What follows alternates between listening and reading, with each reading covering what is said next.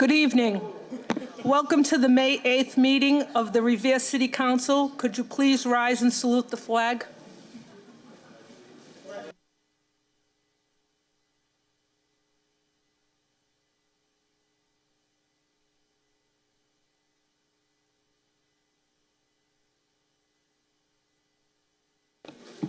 Thank Roll call of you. the members, Councilor Cogliandro. Here. Here, Councilor Morbido.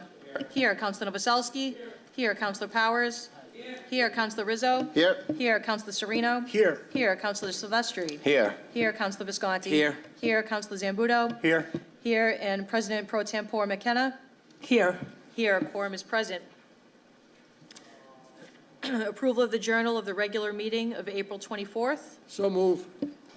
All in favor? All opposed? So ordered. Calendar item number 3, Councilors Rizzo and President Pro Tempore McKenna will award a certificate of commendation to Rita Singer, former and longtime Ward 1 City Councilor, in recognition of her milestone 90th birthday.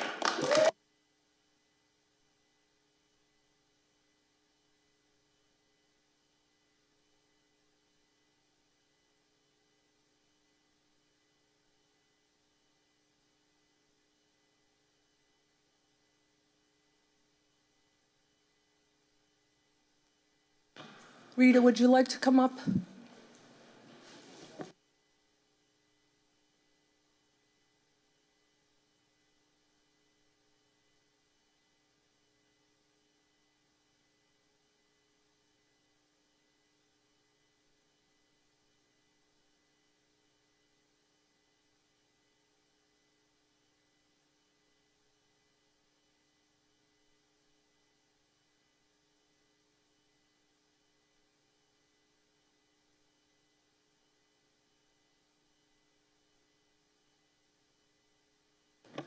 Well, obviously, she's no stranger to the council chambers, right? So this is, I think just about every city councilor here, whenever they're giving one of these certificates out, always starts off by saying, this is one of the nicer things we do. I guarantee you're not going to hear any arguing up here right now. No arguments. But it really is an honor for me, and I want to thank the family publicly for asking me to participate in this momentous occasion as we celebrate Rita Singer's 90th birthday. Congratulations, Rita.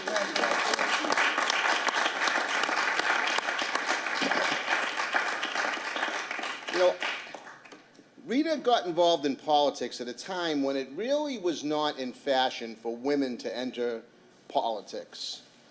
And not only did she enter politics, and not only was she extremely successful at it, in getting elected, but I would argue that since she left office, I believe it was in 1993, long before probably anybody up here thought about running for office. Some of us were, well, I know I was, but there's some I'm looking at that I don't know where they were in 1993.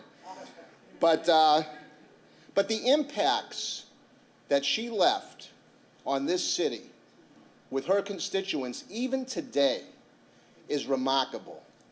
People still talk about the work that Rita Singer did when she was a city councilor. And I think that is an amazing tribute to the work ethic and what you meant to so many people during your tenure. I deserve it. You do deserve You absolutely do. You absolutely do. You know, almost 10 years ago, not quite, about 8.5, 9 years ago, in 2014, the State Department of Transportation had completed the rehabilitation of the Revere Beach Parkway Bridge that connects State Road and it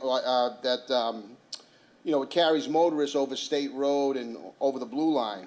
And it was fitting at that time, back in 2014, to dedicate that bridge in honor of Rita and all the work that she meant. And she was joined by her family, friends, colleagues in government as one of the first women elected in government, 1976. She served again until 1993. And I was fortunate to speak at that dedication as mayor. And I happened to find the remarks that I had said at that ceremony. And they hold as true today in 2023 as they did in 2014, and I'd just like to read a couple paragraphs. Rita was a relentless advocate for the people and city she represented throughout her many years serving on the Revere City Council. Her passion and dedication made a huge difference in the lives of our residents, and I can think of no one more deserving of this honor than Rita Singer. So, again, those words were in 2014. They hold true in 2023. And now, as we celebrate her 90th birthday, I'm so proud to once again thank her on behalf of the residents that she represented for so long for her tireless hard work and the differences that she made for so many. So Rita, happy birthday on behalf of the Revere City Council. Oh, you're very welcome. You look great. Well, I got something to say. Thank you. I have too. Okay, now it's my turn. This woman standing here that I'm next to has been instrumental in my life since I was 13 years old. She has been a great mentor to me over the years and one of the strongest women I know. Rita, your reputation precedes yourself. She was the Ward 1 councilor for 17 years and is a legend in Beachmont. I now walk in her footsteps, and I hope I can make the same impact she has made in this city. I am so grateful to have this opportunity to present you, Rita, with a certificate personally, and say thank you for all that you've done for me, for your services to the city, and say happy birthday, and I love you. Thank you. Thank you so much. He's going to read something, then you can say something. So Rita, I'd like to read a proclamation that the City Council would like to present to you. You used to give these, not get them, right? So now you're going to get one of these. All right. This is a proclamation. Whereas in the city of Chelsea, Massachusetts, on May 10th, 1933, baby girl Rita Turbin was born to Tessie and Max Turbin. And whereas thereafter Rita Turbin evolved into a lovely young lady and met and fell in love with her handsome Danny Singer, entering into marriage on December 12, 1953. And whereas Danny and Rita Singer later founded a family which now consists of 4 children, 5 grandchildren, and 4 great-grandchildren. And whereas in the course of her adult life, Rita Singer became very active in the civic and political life of the city of Revere, becoming one of the first women elected to the Revere City Council and continuously re-elected by her constituents during the course of her 18-year career.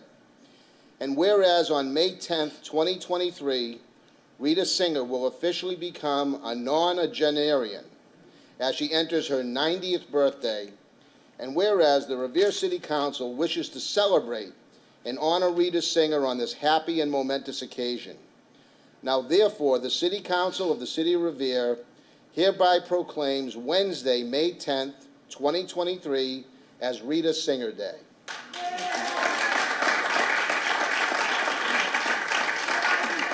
Would you like to say something?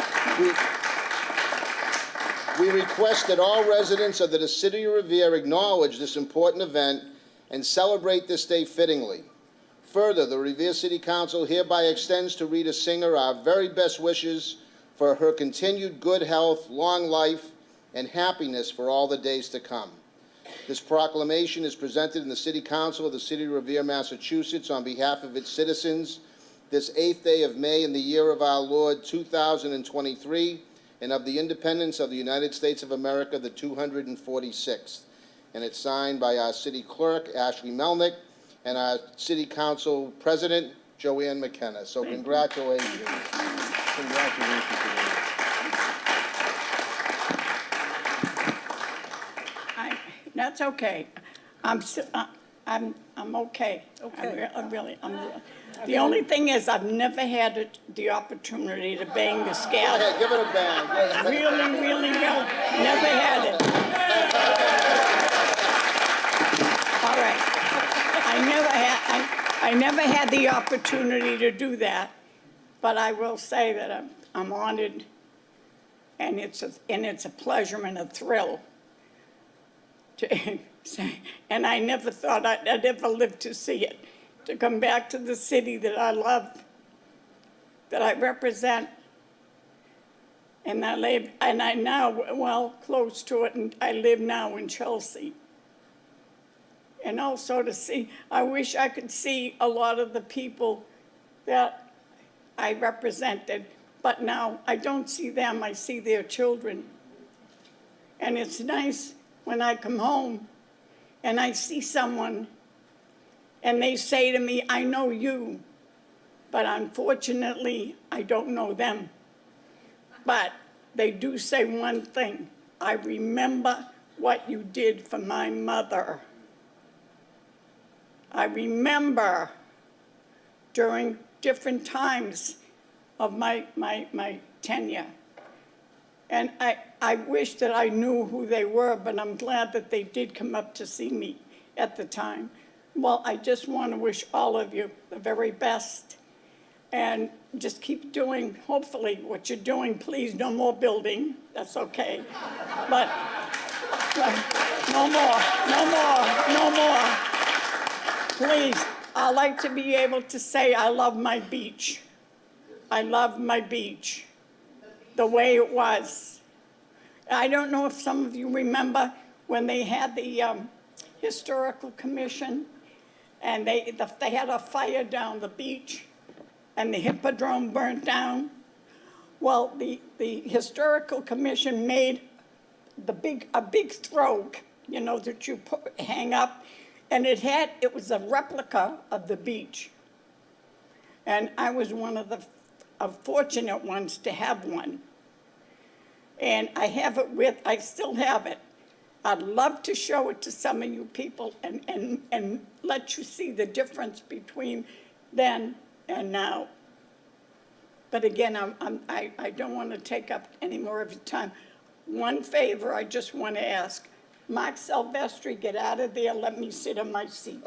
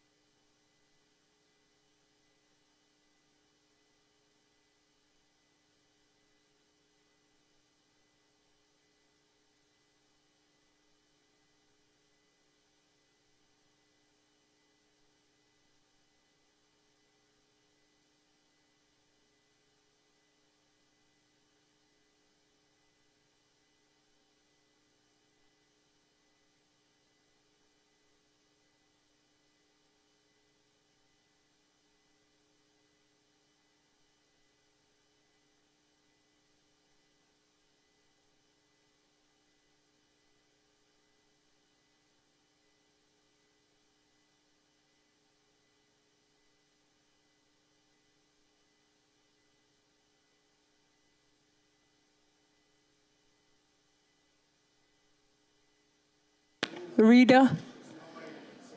Rita Singer? Rita Singer. Can I have your attention? There's a couple of counselors that want to say something, so why don't you just take a seat and bring your family back. I'm going to allow some counselors to say something. Mark Silvestri. Thank you, Madam President. And Rita, I remember what you did for my mother. And growing up in Beachmont, everyone knew that if you had a problem, Rita was the person to call. And I knew that from when I was in diapers through when I was adult. So I just want to thank you. Happy birthday. You're an amazing woman. Councilor Novoselsky. Thank you, Madam Chair. I believe I am the only one up here that actually served with Rita back in 1978, 79, 78, 79. And we went through the blizzard of 78 together. And I remember her and I walking down Broad Sound Ave with water up in our waist. So it was a pleasure working with her. We had great counselors back then. We got good counselors now, but working with her was unbelievable.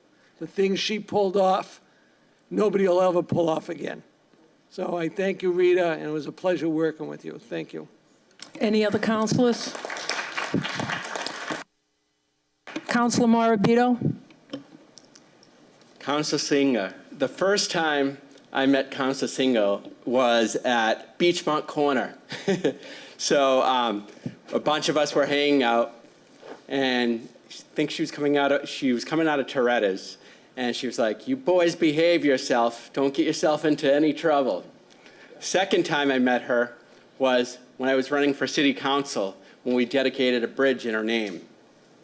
So, and she had these words to say, if you ever get in office, remember this.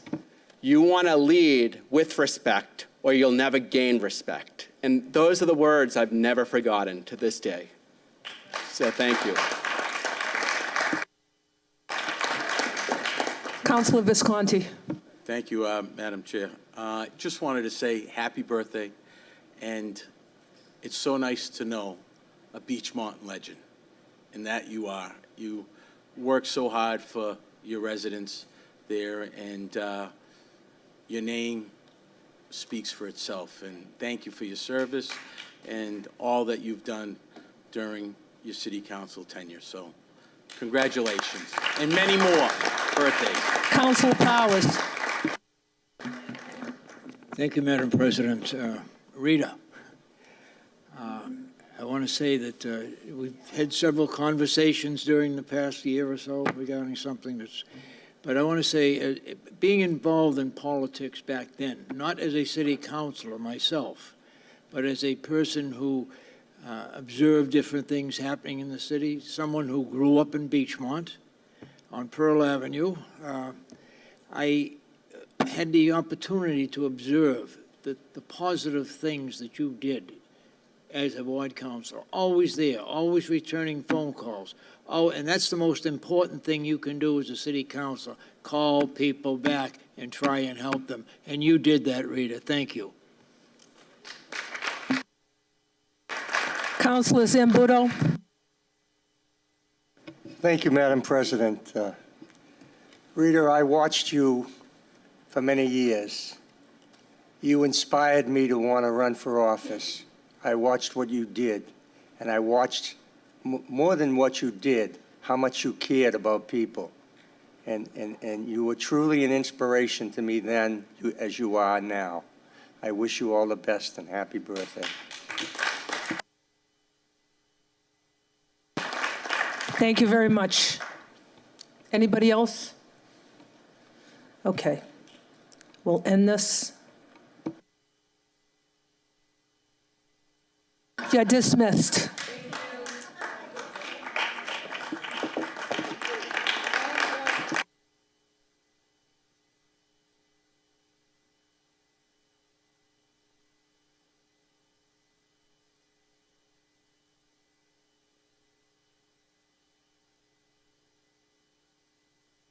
Next up is the zoning subcommittee report. Councilor Zambudo? Thank you, Madam President. The zoning subcommittee met this evening with little fanfare. However, we took up a council order number 23083, the Arcadia Street LLC project, and it's reported out favorably and with all the conditions that the city clerk read into the record earlier tonight. I would ask for a roll call. Roll call? Shall the city council grant the relief requested, subject to the conditions as discussed, as reported out by the zoning subcommittee? Councilor Cogliandro? Yes. Yes. Councilor Morabito? Yes. Yes. Councilor Novoselsky? Yes. Yes. Councilor Powers? Yes. Yes. Councilor Rizzo? Yes. Yes. Councilor Sereno? Yes. Yes. Councilor Silvestri? Yes. Yes. Councilor Visconti? Yes. Yes. Councilor Zambudo? Yes. Yes. And President McKenna? Yes. Yes, the special permit has been granted, subject to those conditions. There was one other, Madam President, there was one other item on the agenda, and that's the home care, daycare, and that was held in committee. For more information, we'll have a full meeting on that with not just 5 minutes, but a whole meeting at the next zoning subcommittee meeting. Thank you. Remain in committee? Next up is the Legislative Affairs Subcommittee report. Councilor Morabito? We had two items discussed in the Legislative Affairs Subcommittee, which were voted favorably. The first item was an ordinance to, actually not an ordinance, it was, I lost my place here. Sorry about that. First was an act to change the election to approve early voting, and that was approved unanimously. And now I ask for a roll call by the City Council. Roll call? President McKenna, there's actually going to be two roll call votes. The Commissioner Fahey had also attached another request approving the early voting schedule, so there's going to be two separate votes for this particular communication, okay? Pursuant to Massachusetts General Laws, Chapter 54, Section 25B, subsection C1, shall the City Council authorize early in-person voting? Councilor Cogliandro? Yes. Yes. Councilor Morabito? Yes. Yes. Councilor Novoselsky? Yes. Yes. Councilor Powers? Yes. Yes. Councilor Rizzo? Yes. Yes. Councilor Sereno? Yes. Yes. Councilor Silvestri? Yes. Yes. Councilor Visconti? Yes. Yes. Councilor Zambudo? Yes. Yes. And President McKenna? Yes. Yes, that communication has been approved. And the second roll call vote is as follows. Shall the City Council approve the 2023 early voting schedule as presented by the Election Commissioner? Councilor Cogliandro? Yes. Yes. Councilor Morabito? Yes. Yes. Councilor Novoselsky? Yes. Yes. Councilor Powers? Yes. Yes. Councilor Rizzo? Yes. Yes. Councilor Sereno? Yes. Yes. Councilor Silvestri? Yes. Yes. Councilor Visconti? Yes. Yes. Councilor Zambudo? Yes. Yes. And President McKenna? Yes. Yes, that motion has been approved as well. Second item in the Legislative Affairs Committee was an ordinance further amending the revised ordinances of the City of Revere, amending various ordinances which entailed 6 boards. The Affordable Housing Trust Fund Ordinance, an amendment to the Board of Health Ordinance, the amendment to the Council of Elder Affairs Ordinance, an amendment to the Board of Trustees of the Public Library Ordinance, an amendment to the Public Art Commission Ordinance, an amendment to the Human Rights Commission Ordinance. So for the Affordable Housing Trust Funds, some of the notes I've taken, the language specifying the mayor or the designee as the chair of the trust fund is changed to allow the board to elect a new chair annually. The requirement for the mayor to solicit nominations from community organizations to fill board positions is removed. The requirement for the mayor's approval of nominees is removed. And the use of gender-neutral pronouns is adopted. 2, for amendment to the Board of Health Ordinance, The term chairman is replaced with chair. The composition of the Council on Elder Affairs is revised to consist of no less than 9 and no more than 13 members appointed by the mayor and confirmed by the city council. Members must be residents of the city and at least 60 years old. Members serve for 3-year terms and a maximum of 2 terms. The use of gender-neutral pronouns is adopted as well. The focus of the council's work is changed from studies to programs and events. 4, the amendments to Board of Trustees of the Public Library Ordinance. The composition of the Board of Trustees is revised to consist of no less than 5 and no more than 9 members appointed by the mayor and confirmed by the city council. Trustees serve 3-year terms starting on the first Monday in February. Vacancies in the Board of Trustees are filled in the same manner as original appointments. The board annually elects a chair and secretary from among its members. The authority to fix salaries is removed. The board has the power to make expenditures for the library's needs. Next, 5, the amendment to the Public Art Commission ordinance. The term important is removed. The number of members on the Public Art Commission is changed to be between 5 and 9. The rules for initial appointments are revised based on the total number of members. The use of gender-neutral pronouns is adopted. The term requests for proposals is changed to requests for proposals. Number 6, amendment to the Human Rights Commission ordinance. The entire chapter on Human Rights Commission is replaced with the policy of the city of the Revere is to advance human rights and promote understanding among individuals and groups. The definitions of various terms related to human rights are provided.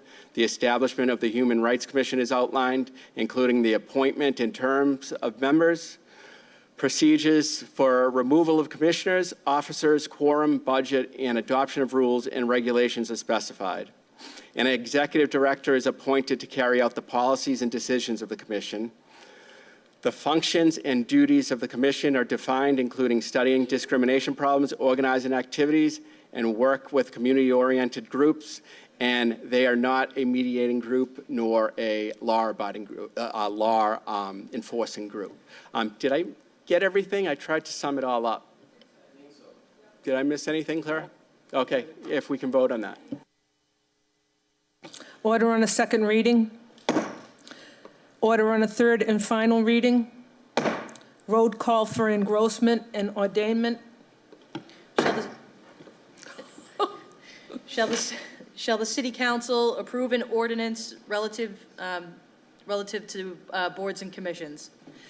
Councilor Cogliandro? Yes. Yes. Councilor Morabito? Yes. Yes. Councilor Novoselsky? Yes. Yes. Councilor Powers? Yes. Yes. Councilor Rizzo? Yes. Yes. Councilor Sereno? Yes. Yes. Councilor Silvestri? Yes. Yes. Councilor Visconti? Yes. Yes. Councilor Zambudo? Yes. Yes. And President McKenna? Yes. Yes, this ordinance is engrossed and ordained. Calendar item number 8, communication from the Election Commissioner seeking approval for various polling locations.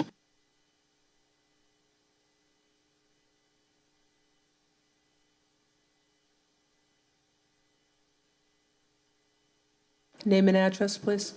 Madam President, Paul Fahey, Election Commissioner for the City of Revere. As we do every time that there's a polling location change, we are required under Mass General Law to come to the council. We're making a few changes this year. I'll go over them very briefly and ask for your support. We have had some feedback from Ward 1, which I know, Madam President, you're familiar with, Ward 1, Precinct 3, which has previously voted at the Beachmont School.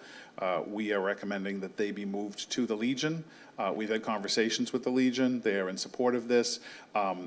I know they had brought some programming in relative to COVID testing, but at this point, they're able to commit, at least for the foreseeable future, to the availability of the location on our election days. As you are aware, Ward 5, Precinct 1A has been reestablished under your request to the legislature, and so we will be reopening the Jack Satter House as a polling location starting with the next election in the fall.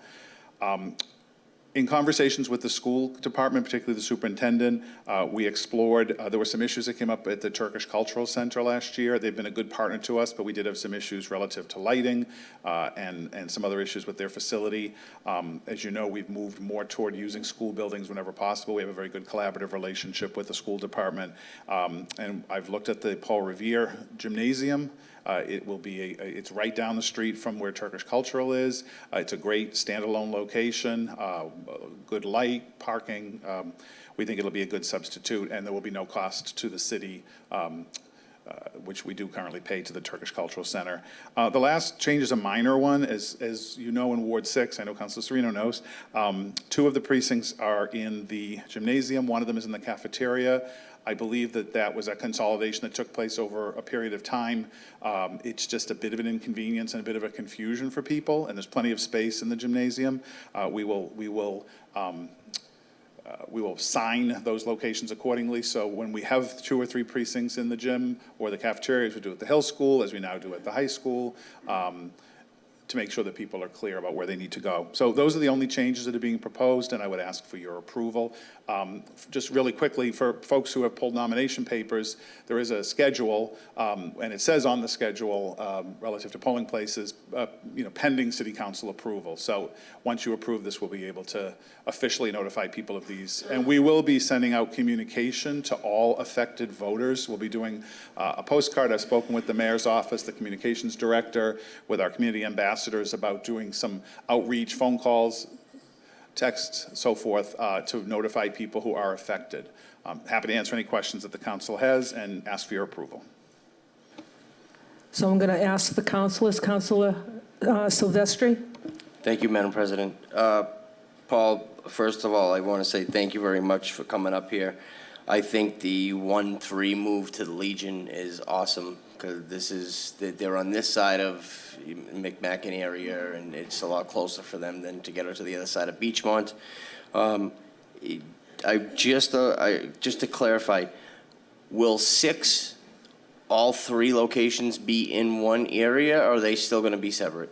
Thank you, Councilor. To clarify, they will all be in the gymnasium at the Wayland School. There are currently 2 there. There is enough space for 3. The only concern that came up in feedback was a proper signage and a proper flow so that people know which precinct they're voting in. We had that issue at the Beachmont. Even now, there'll only be 2 locations there. The Garfield only has 1, but the high school has 3, the Hill School has 3, and the Paul Revere will have 2. So we're working on kind of a flow to make sure that it's just very, very clear where people need to go to vote. So they will all be in one location, and it'll save us on police deployment. I'll come back to you to get police deployment approval. We won't need 2 police officers there, but more importantly, I think it'll save confusion for people who are in Ward 6 who don't necessarily know where to go. Everyone will go to one place. Absolutely. Thank you. Councilor Serino.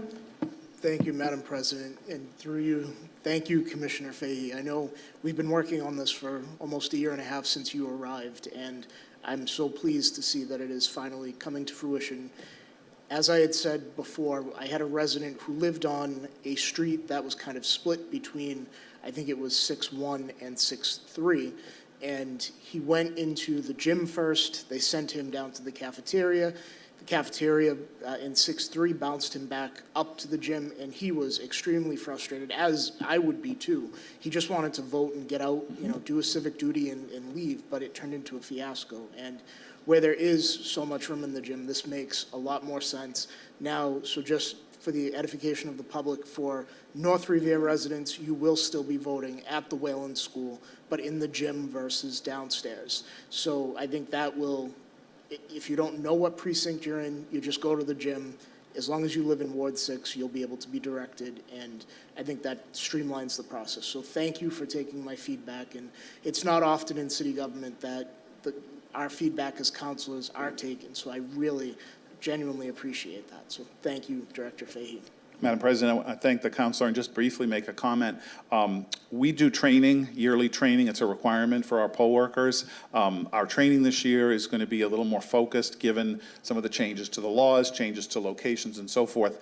One thing that we will be doing, this happened in the last election, some of you probably are aware of this, with the re-precincting, there were a lot of changes in voting locations, and people often make perfectly reasonable assumptions. Oh, you used to vote at St. Anthony, so now you vote at the high school. And that's usually true, but not always, depending on how the lines were drawn.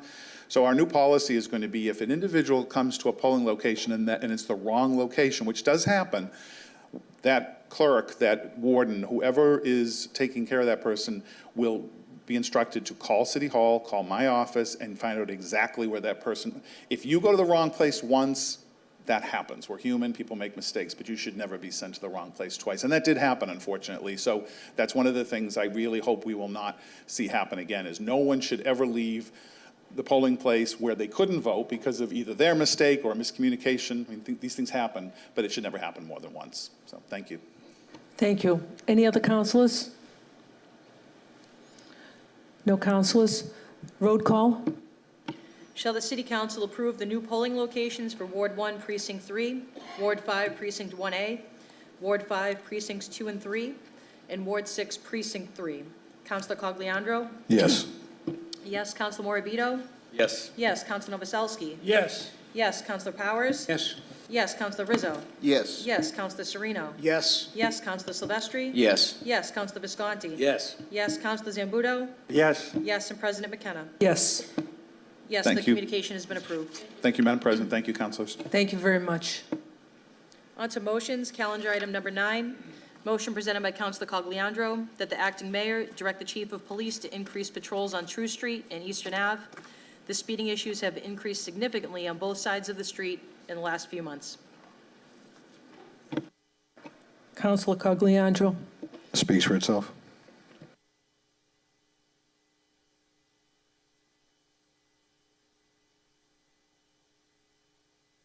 Motion's been ordered.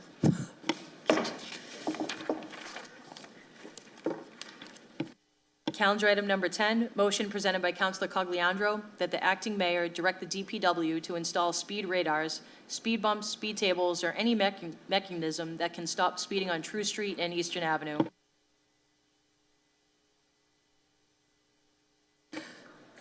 Councilor Cogliandro. This one pretty much, thank you, Madam President. This one pretty much speaks for itself. As you can tell, there's a lot of complaints on those two streets specifically about speeding, so we're just trying to get something there to deter people from speeding. Thank you, Councilor. Any other councilors? Councilor Morabito? So, a while ago, probably about close to 2 years ago, I put forth a motion before the council, the Slow Streets program, which was adopted in Dorchester. It was passed by this body over 2 years ago. What this would have done, the implementation of the Slow Streets program would have been, it's basically a vision of creating safer roads. And what you do, there's 4 points of it. You conduct a traffic safety assessment, engage community, and involve local residents. You design and install speed reduction measures, and you monitor and evaluate continuously. So this is something I'd like to see going forward, I know we're in a transition of leadership right now, but this would take care of all the issues, and it has been very beneficial to the residents of Dorchester, and it's been very helpful and has a high rating. So it's something that looks at cut-through streets, all the streets. Not only will it help True Street, it will help streets throughout the city. So it's definitely something we need to look at in the future. Thank you, Councilor. Any other councilors? Mr. Hill? Gianni Hill, Mayor's Aide. Madam President, through you to the members. Just a few updates. I saw that there were a few motions on the table tonight about speed enforcement in the city. So just a couple things, a couple updates on what we're doing in the mayor's office. I sent something out to the pertinent ward councilors a couple months back in February, with an update on speed tables. So we are actually moving forward with 4 speed tables, or I should say 3 speed tables and a raised crosswalk this year to start off. So there will be a speed table going on Fenno Street, which addresses a late motion that Councilor Morabito sent in, one on Sargent Street, another on Winthrop Ave down in Beachmont, and then a raised crosswalk on Revere Street by Oxford Park. So that's what we're starting off. We've identified those as the highest priority areas for this year, with those 4 speed tables essentially. I know Councilor Novoselsky, we had spoken about Campbell Ave, and our Chief of Infrastructure, Donnie Charamella, updated you that that is in the plans as well, but there's some, I think some gas pipes that need to be replaced. National Grid has plans to do the gas main on Campbell Ave this year. So we're gonna do the raised crosswalk once the street is sort of handled. And just so you all know, when we get these requests, we really work to essentially figure out what sort of infrastructure work is gonna be happening in the neighborhood or on that street as we plan in advance. Because we'd hate to put in a new speed table, or we'd hate to repave a street and then have to dig it up and put in new water mains, new sewage lines, et cetera. So that's just an update on the speed tables. In terms of speed enforcement too, directed patrols are a very easy fix. Just let us know where you'd like them, and we can certainly request the Chief of Police to do that. We also have some of the digital radar trailers, as opposed to putting permanent sort of fixtures in some of our neighborhoods. A sort of cheaper fix, because they are getting very expensive to put up, believe it or not. And we are concerned that the more we put up, they might not become as effective. If they're just on every street, folks might not really pay attention to them anymore. So we want them to be effective. So the best way, or something we can do sort of in the meantime, we have the trailer speed radar signs. So we can sort of move those around the city and put them in problem areas as they pop up. So that's sort of a short-term fix for that. And if you have any other questions about speed enforcement, happy to answer them. Permission to speak from the chair? I'll get to you, I'm sorry, I didn't see your hand. We're having a big problem in the Beachmont School crossing Bennington Street, and I've been asking for 8 months to put some sort of signage there. What happens is that light is always green, and it's never red until someone pushes the button. So what's happening is people just are getting used to going through the light, because they always think it's green. And so a couple of kids almost got hit. And this has been going on for 8 months now. And I've asked for a pedestrian sign, I've asked for crosswalks, which they're gonna do. But I would really like something like a high-rise, the elevated crosswalks. That would be great, because someone's gonna get hit by a car down there. So I was just wondering if we could put that plan in, because the sooner we can do it, the better it would be for the kids, safe, so thank you. Absolutely, and a couple things too. So it comes down to funding, that's a big piece. Our child safety really got slashed from previous years. We were really able to use a lot of that money in the past to do these sort of projects, raise crosswalks, better signage. So hopefully we get some more in this upcoming year. We have requested more from the state. But aside from that, I know that there's a lot of plans for Bennington Street that are taking place. So again, part of when we try to decide where to make some of these updates for speed enforcement, we think about what are the sort of plans, upcoming plans. And again, to put a raised crosswalk in for it to sort of be demolished within a year or two. So we try to be really intentional, but we can look at that and sort of, I'm not sure what the exact timeline is on Bennington, but I'm sure we can figure out some short-term fixes. I know we spoke about the Bennington Street, we're gonna be putting up some planters temporarily to make that median a little more defined to prevent folks from coming out of that Dunkin' and turning over there. So hopefully that helps. But there's some little things we can do like that without breaking the bank that I think might be helpful. Okay, thank you. Councilor Cogliandro? Thank you, Madam President. Mr. Hill, thank you for being here. It's good information. You actually kind of alluded to one of my questions. I know that speed tables and raised crosswalks are very expensive to put in. Do we have an idea moving forward how many of these we could do a year? And if the enforcement, because really the issue is, if we had more enforcement of these issues, we wouldn't need so many, blinking stop signs or raised all that. So do we have any idea moving forward how many we might be able to install per year? Because there's a lot of streets. Thank you. For sure. Madam President, through you to Councilor Cogliandro. I believe that we had 14 requests for speed tables from the council for this past year, all around the city. We obviously can't get to all of them this year, But those are where we're going to start. Those have been identified, especially by the ward councilors, as some of the sticking points in the city. So we want to go with that list first and sort of figure it out. So we're going to start with 4 this year, see how that goes. Because I know that there was also a motion in place by Councilor McKenna for a digital radar sign on Winthrop Ave too.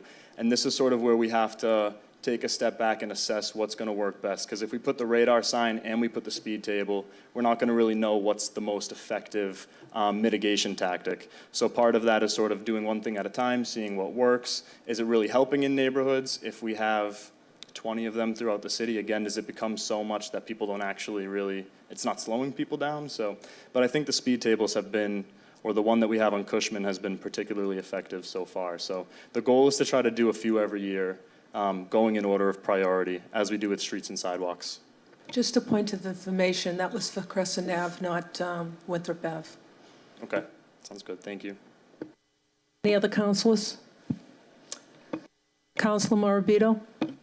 Just a quick question, just to follow up on what you said about the locations of where we were placing the, you identified priority areas of where you're going to place the speed humps. How were those considered determined priority areas? Was there like a comprehensive study done, or? Sure, Madam President, through you to Councilor Morabito.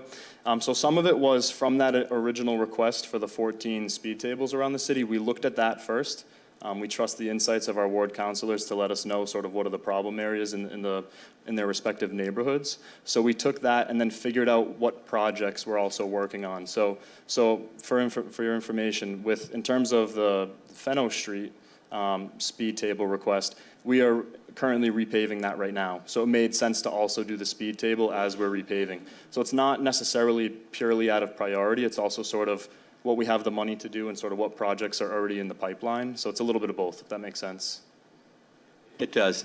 And to follow up on the motion that I passed, the Slow Streets program, I know how long have you been back? Probably about a year? A little under a year. A little under the year, so it was prior to you. Can you check on that to see if there was any progress made or there was like no communication as far as what happened to it? It was approved by the city council. And it will really, this motion that I put forth would really help slow down the streets in Revere and help safety issues. So I think if you can take a look at it, I'd greatly Definitely can take a look into it, yep. Thank you, Councilor. Thank you, Mr. Hill. All in favor? All opposed? So ordered. Calendar item number 11, motion presented by Councilor Cogliandro that the acting mayor direct the Director of Parks and Recreation to allow the placement of a storage container at Ambrose Park for use by Revere Youth Soccer. Revere Youth Soccer will pay for and build the storage container. Councilor Cogliandro. Thank you, Madam President. Speaking with George Dubon, he would really appreciate being able to just have a container down there that he would, again, it says it pay for, build, and maintain. Currently, he's lugging all the soccer equipment back and forth in his truck. So it'd be a lot easier if he could just have something there to store it. Thank you. Councilor Rizzo. Thank you very much, Madam President, and this is an excellent motion by Councilor Cogliandro. Jorge Dubon and so many of his coaches, and really the other leagues that play soccer here in the city, you know, there's such a dedicated bunch, and you know, this will just help them do their jobs easier. It's not an easy job securing fields, and it's even harder trying to, when you have these fields, to be able to get equipment to and from where they have so much of it. So this would just be a great benefit for them, and so hopefully this will be an easy request and we can fulfill it. So I want to thank Councilor Cogliandro for submitting this motion. Thank you, Councilor. Any other councilors? All in favor? All opposed? So ordered. Calendar item number 12, motion presented by Councilor Sereno that the acting mayor provide an update on Council Order 22-255 that was approved on September 12th, 22, which read that the mayor direct the police department to utilize funds from the dog park revolving account to install a camera at the Pause and Play Dog Park on Sargent Street in West Revere due to serious issues relative to dogs being abandoned at the park, as well as dogs attacking other dogs and people.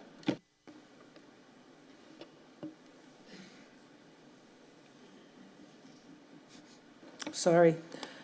Councilor Sereno? Thank you, Madam President. I see Mr. Hill from the Office of the Acting Mayor is here, and I think he might have an update, so I would like to hear his update, if that would be okay, because the motion, I think, speaks for itself. Mr. Hill? Madam President, through you to Councilor Sereno.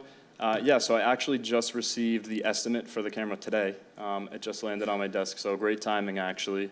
We're going to figure out the process of sort of procuring that. So I was going to loop you in on this, actually, so we can sit down and figure out what the best placement would be down there. So yeah, we'll connect outside of the meeting and figure out where we're going to put that exactly. But we have the money for it, and we just got the estimate, so good to go. Hopefully pretty soon we can get it installed. Thank you, Mr. Hill. Any, Councilor Cogliandro? All of the above again, Madam President. I just want to offer up a suggestion to Mr. Hill and the Ward 6 Councilor. Just if you could, when you're considering the camera placement, make sure that you get the vehicles in the camera range, because we're having an issue there, not only with everything that's listed in the motion, but we're also having an issue with companies, doggy daycares or whatever it might be, just wreaking havoc in there. I watched a van open their sliding door and 6 dogs run into the park. It's not made for that. It's for people who have, 1 or 2 dogs that can go in there and just let their dogs blow off some steam. So, hopefully we can place the camera to monitor that as well. Thank you. Thank you, Councilor. Anybody else? All in favor? All opposed? So ordered. Calendar item number 13, motion presented by Councilor Sereno that the acting mayor provide an update on Council Order 22-326 relative to various requests for National Grid. Councilor Sereno? Thank you, Madam President. I feel like a broken record because every time National Grid is before us, it's because it's something that they need and they want. And then when councilors request things, it takes months, years, literally years. And I know my dear friend from Ward 2, Councilor Novoselsky, is basically going to tell me, just give up, because he has things pending that have been going back way, way, way longer.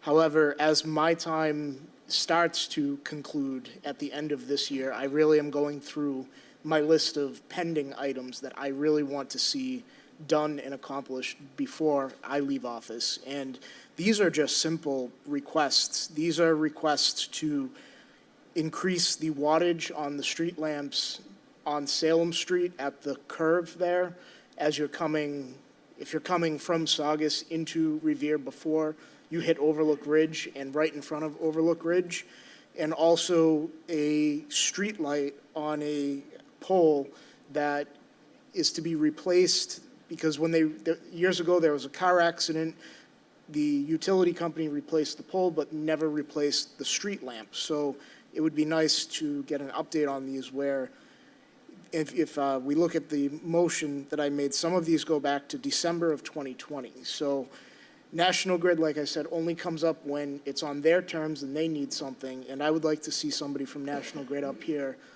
And if nobody from National Grid comes, that they at least follow through with these. So thank you, Madam President. Thank you, Councilor Sereno. Permission to speak from the chair, please? Thank you.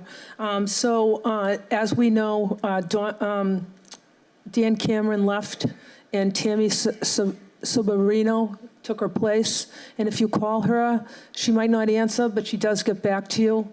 And she will help you with, I've dealt with her because they're destroying Winthrop Ave.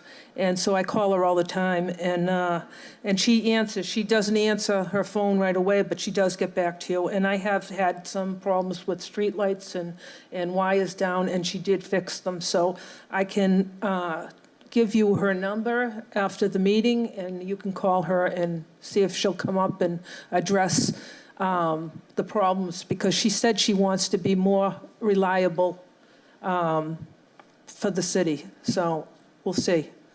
Okay, thank you. Councilor Powers. On Councilor Sereno's motion, he's 100% right. We're getting the worst service in the Commonwealth of Massachusetts, as far as I'm concerned. And to illustrate that, the next time you go down by Bell Circle, look at the pole that's almost fallen into the B&M tracks. It's being held up by a 2x3 piece of wood. It has 6 transformers on it, 3 transformers, which it makes it extra heavy, and that needs to be fixed. I've spoken to Tammy a half a dozen times. She keeps telling me that they're waiting to get a flag person from National Grid. Well, that should be a priority because for National Grid and for the B&M line. If that pole ever falls onto the tracks during a windy night, there's going to be some serious, serious accidents and injuries to people. Or it falls onto the VFW Parkway there, same thing. So we're getting no help whatsoever from National Grid as far as I'm concerned. Thank you. Councilor Sereno, do you want to make a motion for the next meeting to have her come up and talk? We can address the problems. Yes, Madam Okay. President, thank you. All in favor? All opposed? So ordered. Calendar item number 14, motion presented by Councilor Cogliandro that the acting mayor require all school building committee meetings to be broadcast live and saved on Revere TV's YouTube channel. Councilor Cogliandro. Thank you, Madam President. I just have absolutely no idea why this didn't happen.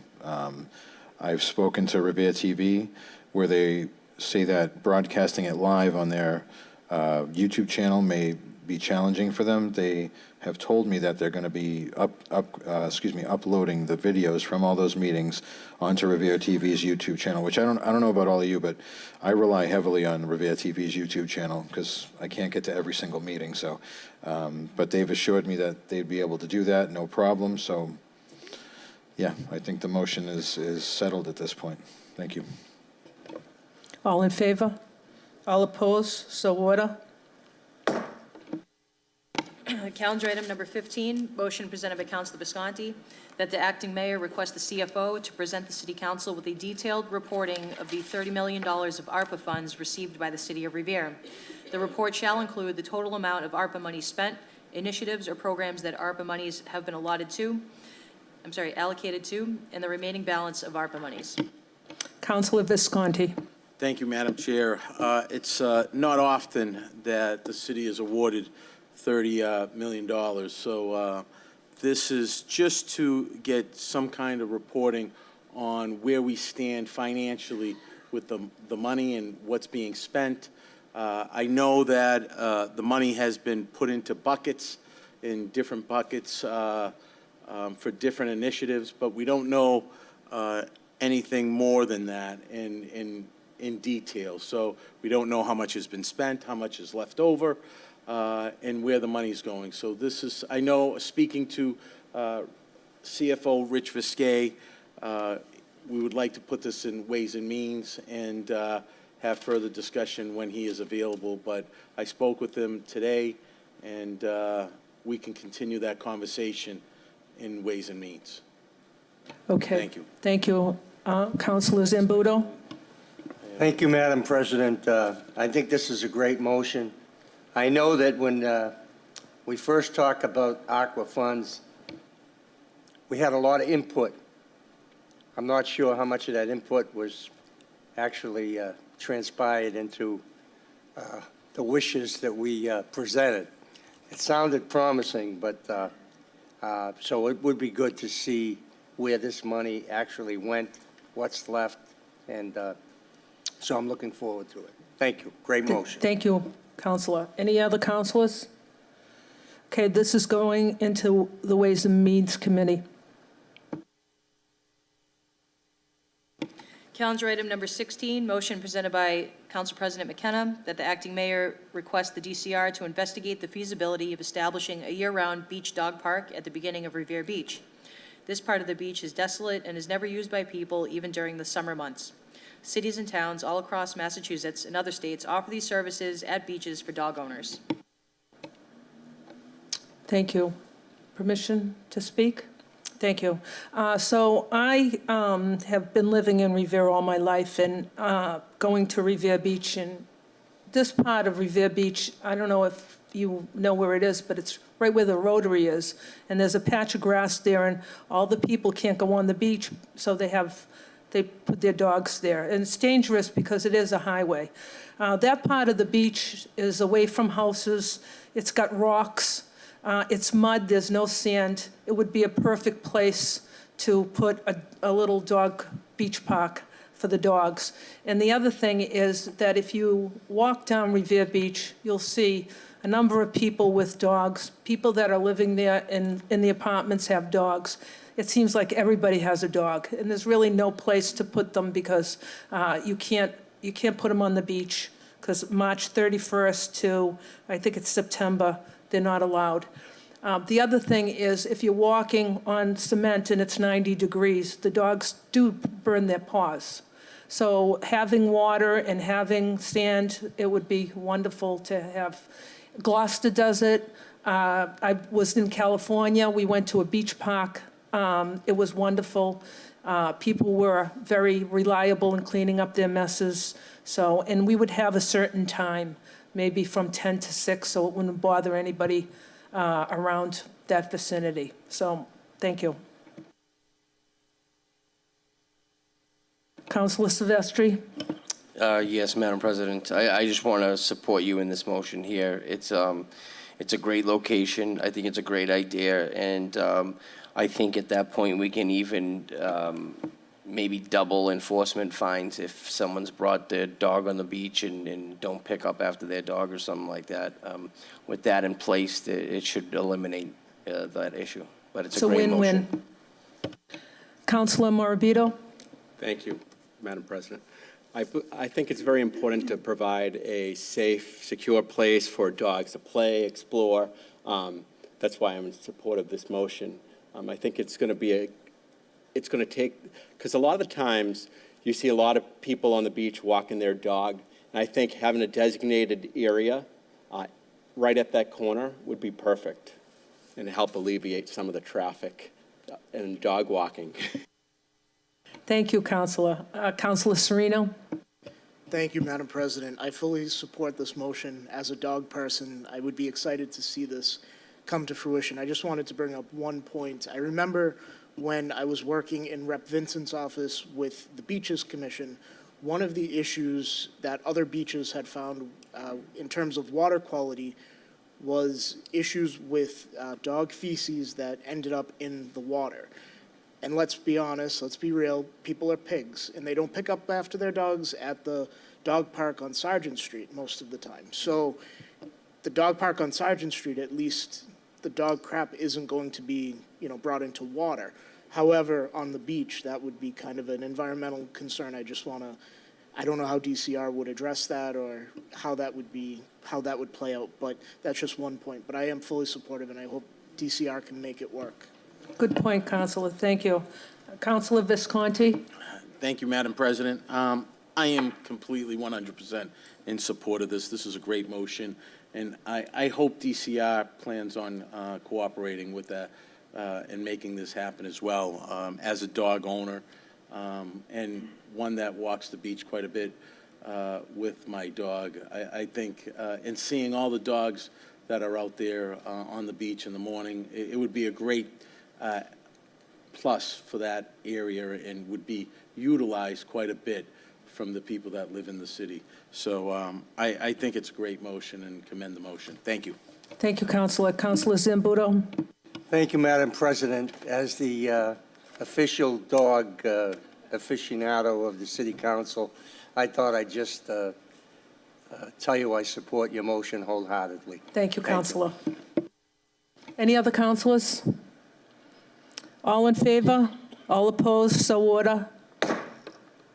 Calendar item number 17, motion presented by Council President McKenna and Councilor Cogliandro that the City Council awards certificates of commendation to the Revere High School robotics team for placing second, and this is going to be amended, nationally was incorrect, it's in the world, out of 60 different countries that competed in the competition.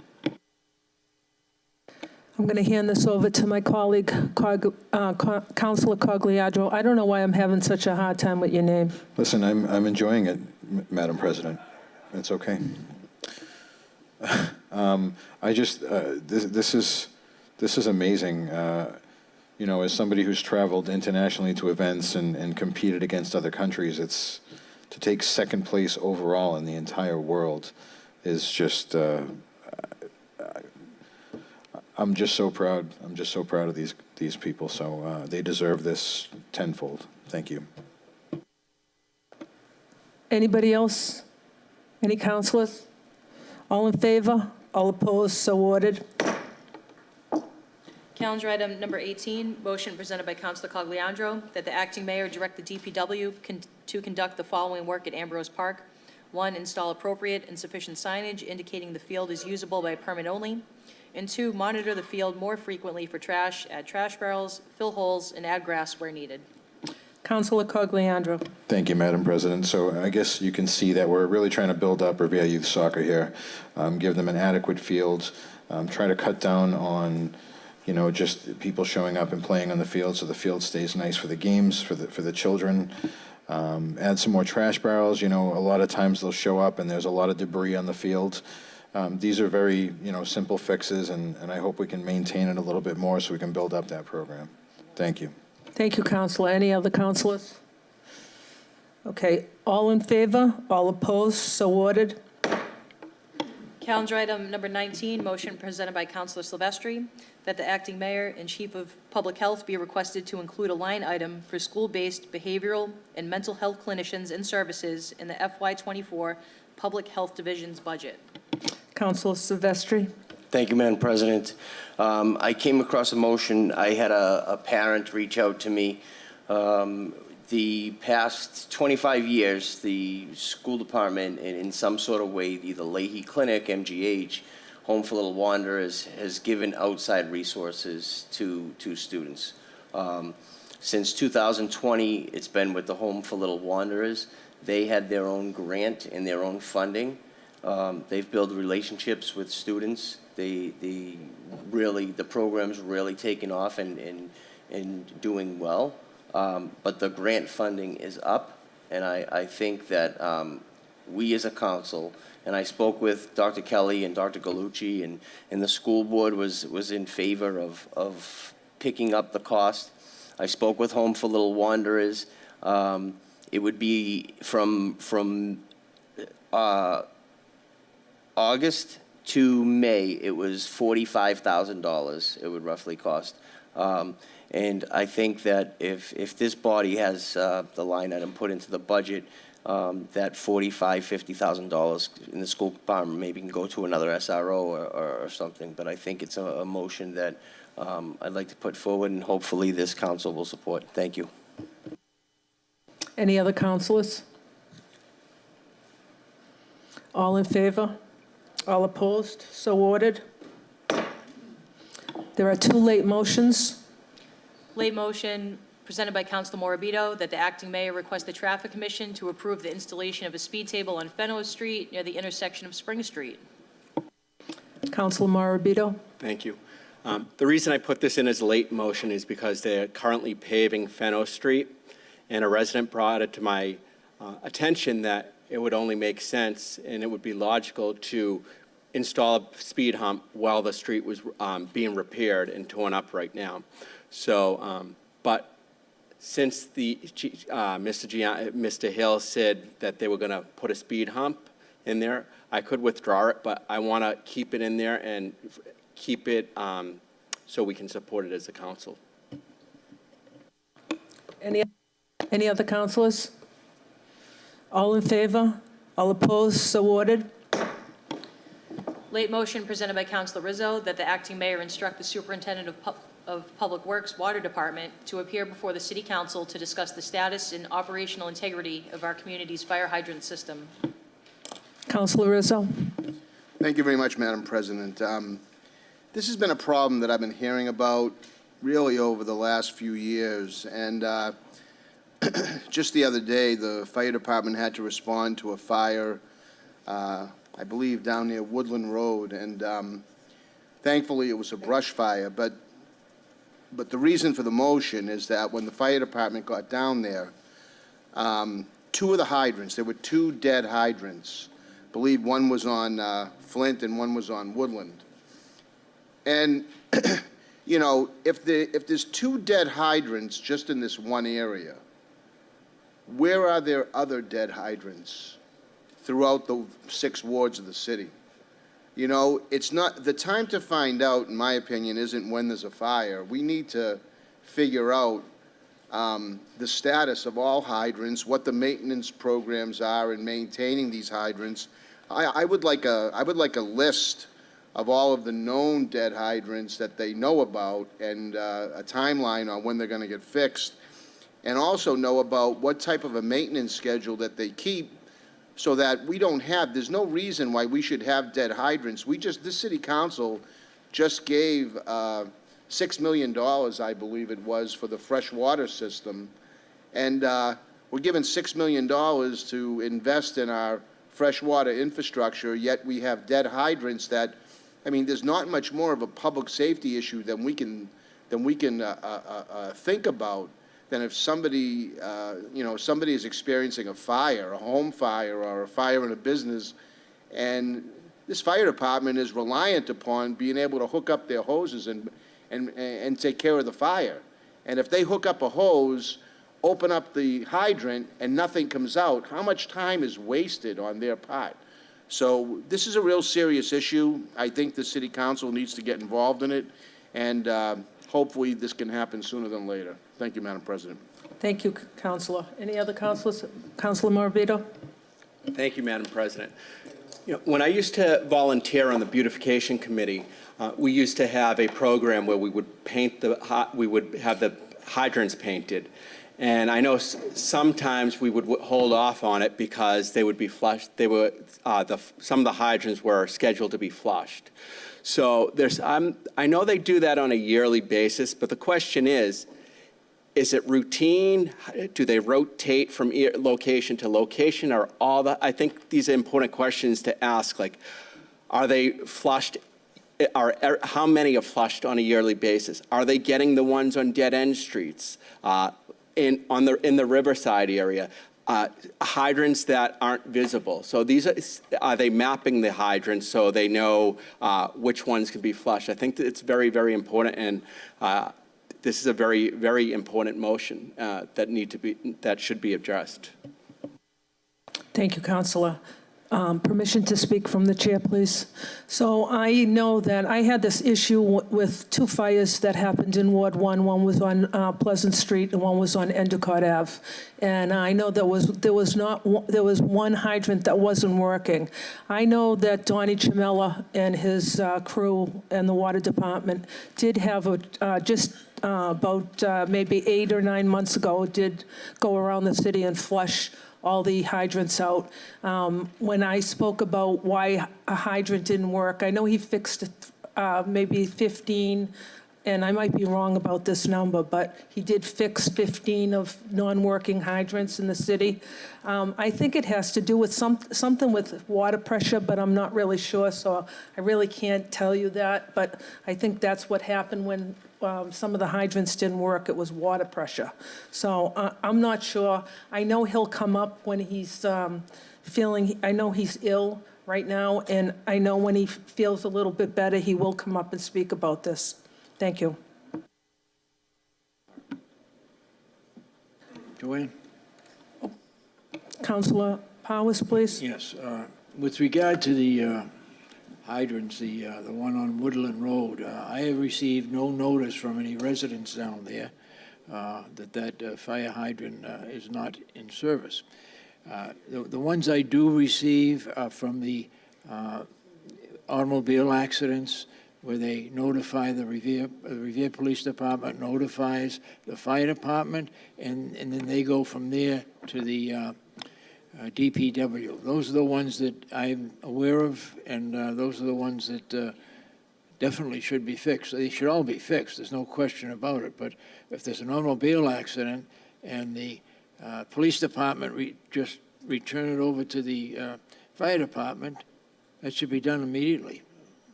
Thank you. Thank you. Any other councilors? So we don't have anything left on the, Madam President? Oh, My sorry. apologies. May I take a point of personal privilege? Yes, Thank you Councilor very much. Cogliano. I just want to give everybody an update on the appointments subcommittee. I've decided to not hold any appointment subcommittee right now, and because we're in unprecedented times and we don't have a mayor. We are going to be taking one item out of in subcommittee, appointment subcommittee on the 22nd. It's because it's in dire need for the ZBA. I just want to let everyone know who's up for reappointment that you do not stop serving. You continue to serve in your seat until you're reappointed or you're replaced. I also want to let everybody know, and again, this is why the one motion's coming out, the Board of Health, the Zoning Board of Appeals, the License Commission, and the Conservation Commission, they're very important bodies, and we cannot, we have to make sure that they have a quorum and have enough members to serve so that we can keep conducting city business. If there is a need for those, which there is for the ZBA right now, I will reconsider my decision here. But other than that, I just wanted to give everybody an update. My intention is to, after the election, sit down with the mayor-elect and go through these and hopefully handle this business before the end of the year so that everybody remains in committee. We don't have to take them up or place them on file, and they don't go sign-die at the end of the year. So may I take one more point of personal privilege? I just want to invite everybody, May 20th, we're having the grand reopening of Revere Karate Academy on 351 Revere Street. We'd be happy to have everybody. It's at 12 o'clock. We're going to have pizza and cake. Hopefully the cake gets you there. Thank you. May 20th, Saturday, May 20th, sorry. Thank you, Councilor. Councilor Silvestri. Thank you, Madam President. I just want to say that over the last weekend, we had an amazing turnout for the Swab to Save event that we did for Chris Chavaria.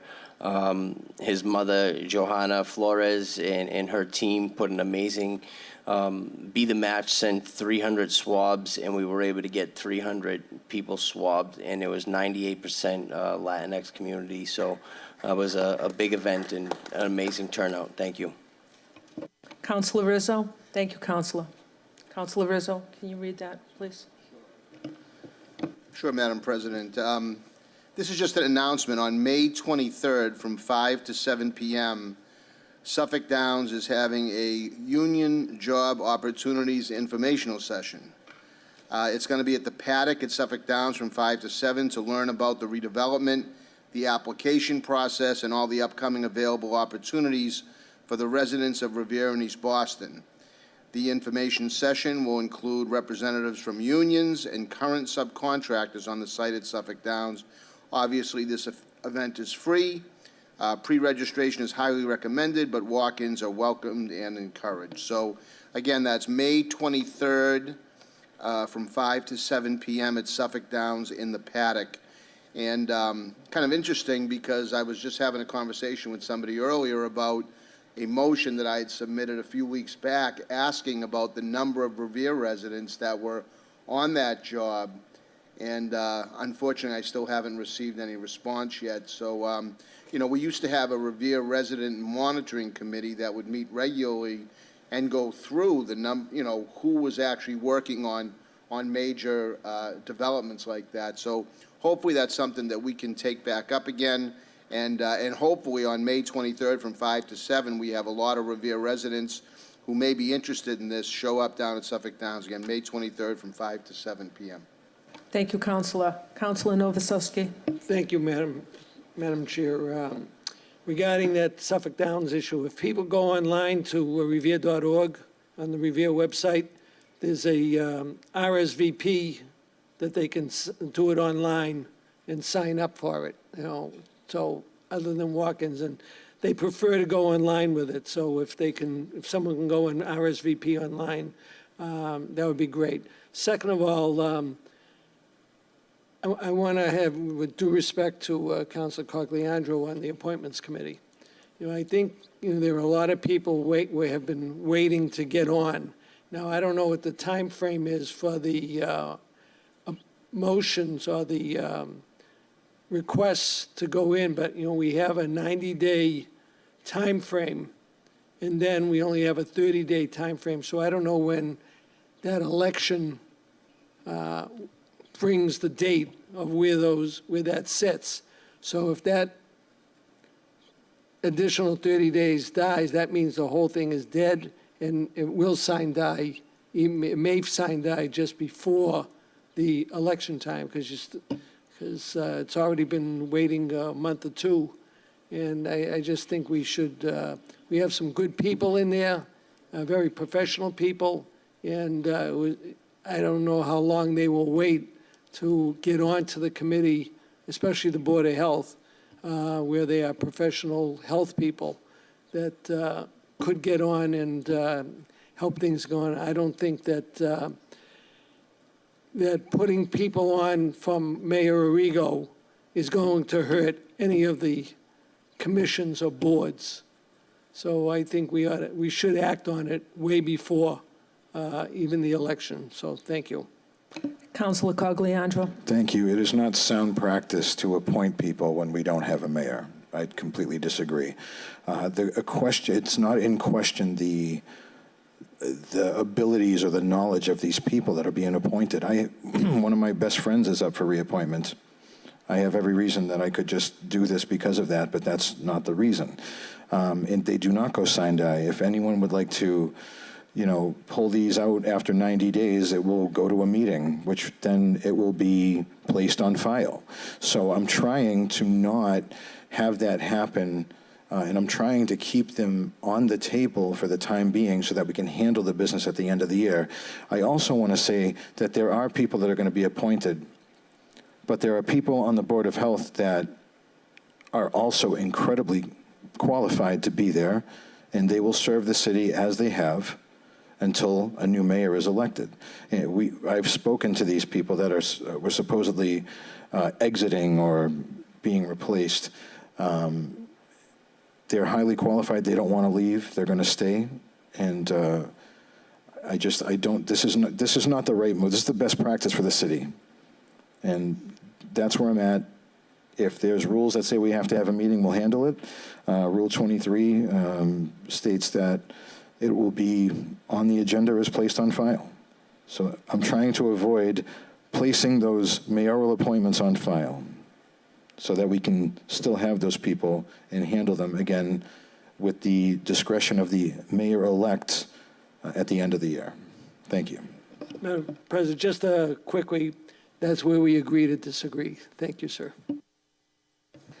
Councilor Serino. Thank you, Madam President. I was going to take a happy point of personal privilege to wish our teachers who interact with our students every day in the classrooms a very happy Teacher Appreciation Week, and our nurses in Revere who do everything from hospital work to home visits to hospice to everything in between.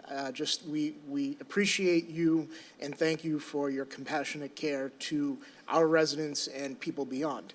That being said, I wasn't going to speak on Councilor Cogliandro's point, but my good friend from Ward 2 left me no choice.